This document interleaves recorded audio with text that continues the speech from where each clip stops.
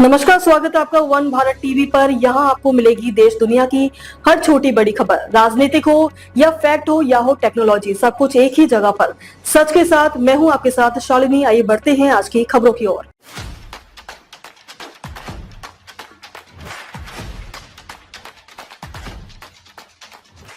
पचास एकड़ जमीन और 3 मकान निकल गई। सतलुज नदी फिरोजपुर के इस गांव में 10 दिन से भरा है पानी।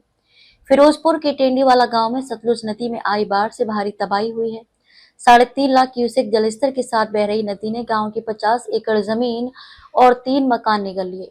कई घर बुरी तरह प्रभावित हुए हैं और सड़कों को भी नुकसान पहुंचा है, जिससे ग्रामीणों का जीवन अस्त व्यस्त हो गया है। 3.5 लाख क्यूसेक जलस्तर के साथ बह रही दरिया बेइंतहा दर्द दे गया। गांव की करीब 50 एकड़ जमीन और 3 मकान निगल कर इस समय दरिया करीब 30 फीट दूर बह रहा है।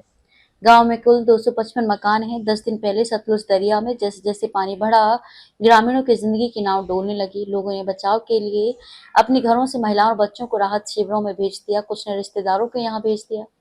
हालांकि गांव में कुछ लोग अपने घरों की निगरानी के लिए रुके हैं। बाढ़ से 3 मकान दरिया की भेंट चढ़ गए हैं।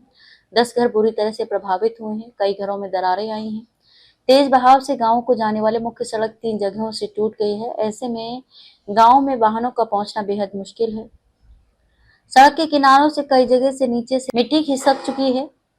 यहाँ से सतलुज का पानी इस तरह बह रहा है मानो कोई झरना बह रहा हो। सोमवार को पानी कम होने के बाद सब फिर घर लौटे। घर में गाद जमा है। साफ सफाई शुरू की है, लेकिन जिंदगी की गाड़ी की पटरी पर आने में कई महीने लग जाएंगे।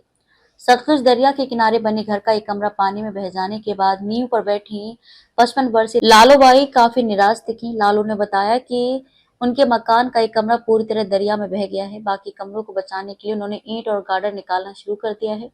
घर के 4 कमरे, 2 रसोई और भैंसों के 2 बाड़े में से कुछ दरिया के बहाव में ढह गए थे, तो कुछ उन्होंने खुद ढहा दिए ताकि ईंट और गार्डर बचा सकें।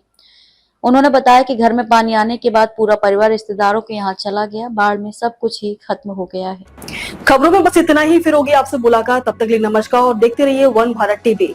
ऐसे ही लेटेस्ट अपडेट पाने के लिए हमारे चैनल को सब्सक्राइब करें और लेटेस्ट नोटिफिकेशन पाने के लिए बेल आइकन दबाना ना भूलें।